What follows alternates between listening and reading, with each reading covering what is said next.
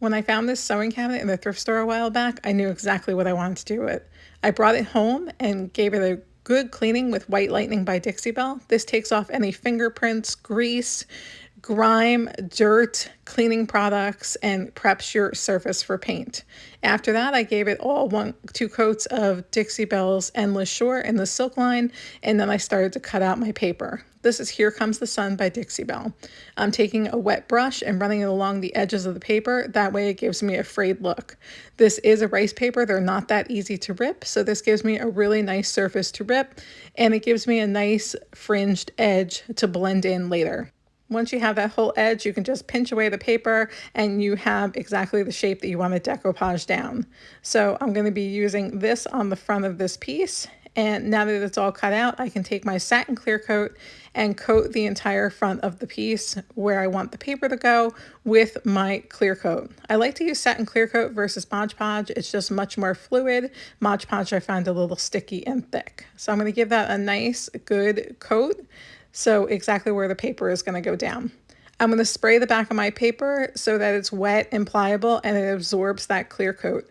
This will give me a flawless finish when I start to put it down onto my piece. I can't believe that I've done this any other way than spraying the back of the paper before I put it down for decoupaging.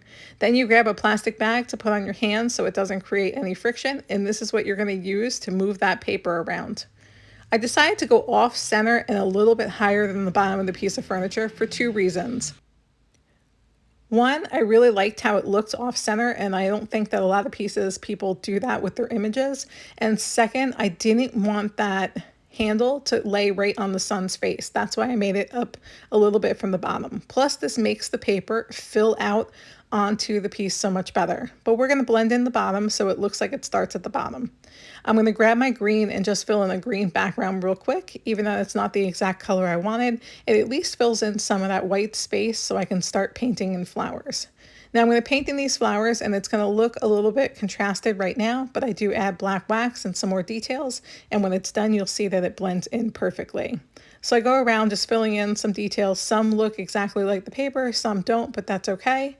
And then I decoupage the sides of the drawers with the other half of the paper that I had. I'm using the exact same technique, wetting the paper, putting it down on the clear coat, and then I can sand away those edges when it's dry to make them nice and smooth. This way, when you pull out the drawer, you have a little surprise coordinating fabric. I think it's a really nice detail to go along with the piece.